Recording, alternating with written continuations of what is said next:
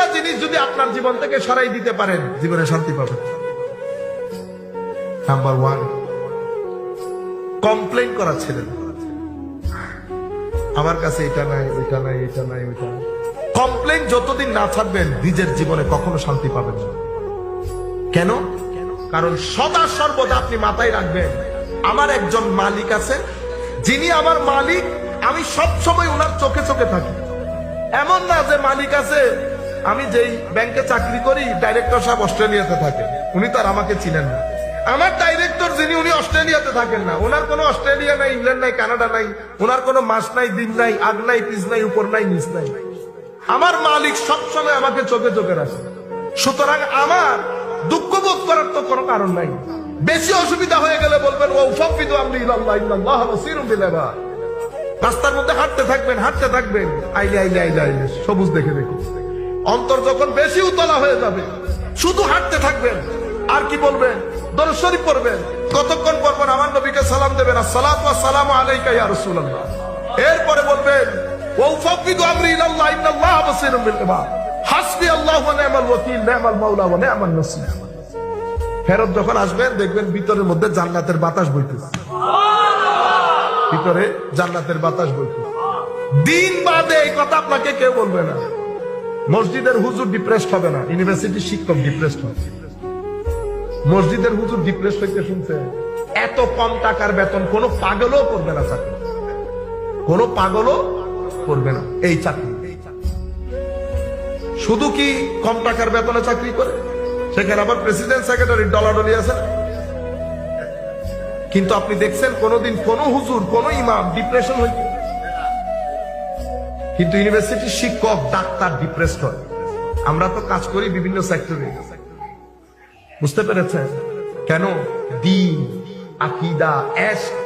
আল্লাহর ওলির দরবারে যান, বেশি অসুবিধা লাগে। কতক্ষণ বসে বসে থাকেন, বসে থাকেন, 3 মিনিট পরে দেখবেন উত্তর দক্ষিণ সিধা হয়ে গেছে। কেন? আল্লাহর ওলিদের সিনার ভিতরে নূর থাকে, নূর। তো নূর কি হয় না? নূর খতম হয়? নূর তো আবাদুল আবাদ পর্যন্ত থাকবে, বুঝতে পেরেছেন? তো যতক্ষণ বসবেন ওই নূর লাগবে, নূর লাগবে, নূর লাগবে। এই জন্য জীবন থেকে কমপ্লেইন খতম করে ফেলুন। নিজের জীবনের মধ্যে কখনো ক্রিটিসাইজ করিয়েন না মানুষের। আপনার কি দরকার কে কেমন সেটা জানা। নিজের জীবন থেকে যদি ক্রিটিসিজম খতম করে ফেলেন, কমপ্লেইন খতম করে ফেলেন, আপনার জীবনের মধ্যে আপনি ক্রাইম খতম করে ফেলেন।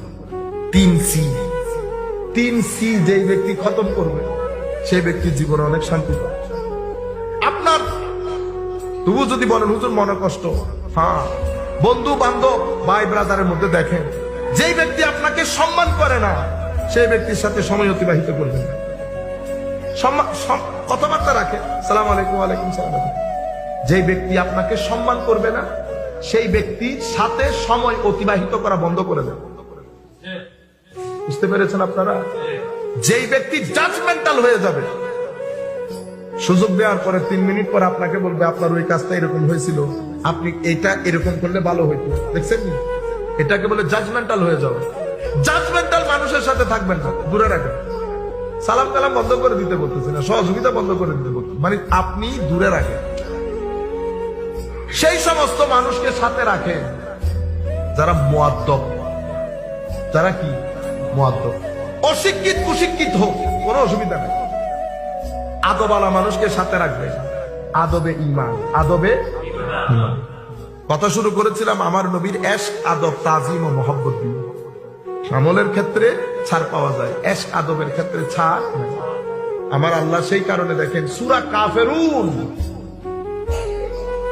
সামান্য কোরআন শরীফের ছোট সূরার মধ্যে অন্যতম সূরা না? কুল ইয়া আইয়ুহাল কাফিরুন লা আ'বুদু মা তা'বুদুন লা আনতুম আ'বুদুনা মা আ'বুদু ওয়া লা আনা আ'বুদু মা আ'বাদতুম ওয়া লা আনতুম আ'বুদুনা মা আ'বুদু লাকুম দীনুকুম ওয়ালিয়া দীন। শেষ। সূরা মুনাফিকুন বড় সূরা না? সূরা মুনাফিকুন সূরা কাফিরুনের মতো 20-30টা সূরাকে খেয়ে ফেলে হজম করে ফেলতে পারে। কেন? আল্লাহ তো কারণ কাফিরুন খতরনাক না, মুনাফিকুন খতরনাক। মুনাফিকুন খতরনাক। মুনাফিক একটা আমলের মুনাফিক আর একটা আকীদার মুনাফিক। আমলের মুনাফিক মাফ পেয়ে যায়, আকীদার মুনাফিক মাফ পায় না। আমলের মুনাফিক, মিথ্যা বলা আমলের মুনাফিক, ওয়াদার ভঙ্গ করা আমলের মুনাফিক, আমানতের খেয়ানত করা আমলের মুনাফিক, মানুষকে গালি দেওয়া আমলের মুনাফিক। আপনি যদি এই কাজগুলা করেন, গালি দেওয়া, আমানতের খেয়ানত করা, ওয়াদা ভঙ্গ করা, মিথ্যা বলা, তখন আপনার ভিতরে কি আসে? নেগেটিভ এনার্জি আসে, ভিতর জগৎ অন্ধকার হয়ে যায়। আপনি ভিতরে জগৎ যদি অন্ধকার হয়, এরপর আপনি ঘরে আসছেন না, আপনার ছেলে মেয়ে এফেক্টেড হয়েছে আপনার মাধ্যমে, মসজিদে এসেছেন মুসল্লিরা এফেক্টেড হয়েছে, আপনি যেখানে যাচ্ছেন এটা নিয়ে নিয়ে যাচ্ছেন, তো সর্দি, যার লোকে মিশতেছেন সর্দি হয়ে যাচ্ছে, যার লোকে মিশতেছেন সর্দি হয়ে যাচ্ছে। এক ব্যক্তি করোনা নিয়ে এক গ্রামে ঢুকছে, পুরা গ্রামের মানুষের করোনা হয়ে যাচ্ছে, হয় নাই? একই জিনিস এখানে, ওইটা হচ্ছে জাহেরি করোনা, এটা বাতিনি করোনা। জাহেরি করোনা দিয়ে শরীর নষ্ট হয়, বাতিনি করোনা দিয়ে রূহ নষ্ট হয়। সেই কারণে আমাদেরকে বোঝানো হয়েছে, সঙ্গ দোষে রুহাবাসে, সৎসঙ্গে স্বর্গবাস, অসৎসঙ্গে সর্বনাশ। এই সর্বনাশ মানে ক্যান্সার হয়ে গেছে না, এই সর্বনাশ মানে আপনার ভিতর জগৎ বরবাদ হয়ে গেছে। কত আচ্ছা বালা 12টা 14টা সুন্দর সুন্দর আম, আপনি ওই আমের মধ্যে মহব্বত করে 2টা নষ্ট আমকে একসাথে দিচ্ছেন, সকালবেলা হইতে পারেনি, 12টা আমের মধ্যে আরো 2-4টার মধ্যে লেগে গেছে না? কেন? সঙ্গ দোষে লোহাবাসে। এই জন্য সঙ্গের কারণে সাহাবী, আমলের কারণে।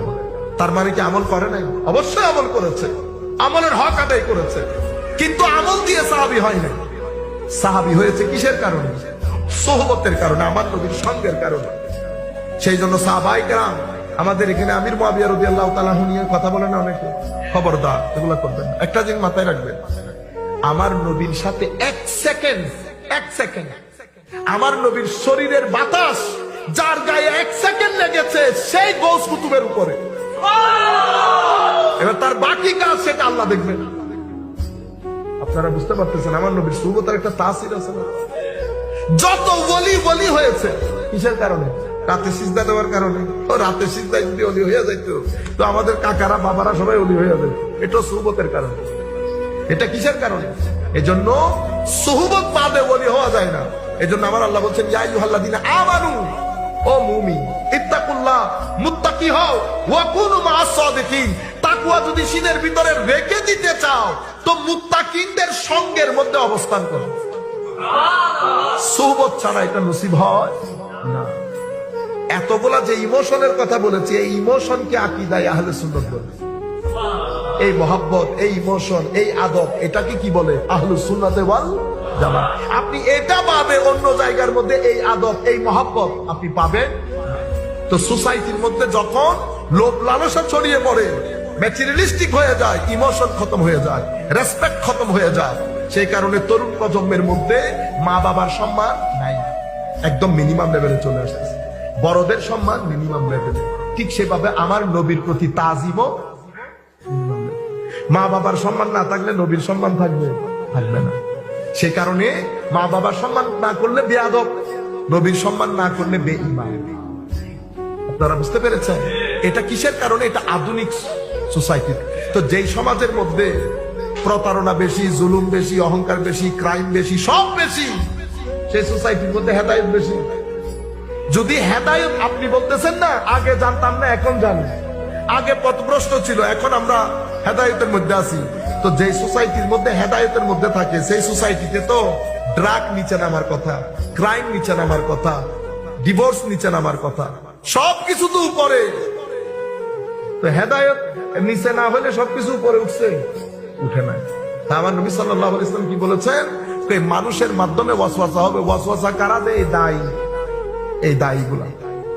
আল্লাহ রাব্বুল আলামিন আমাদের হামি ও নাসির হোক। মাওলাই করিম আমাদেরকে কবুল করুন।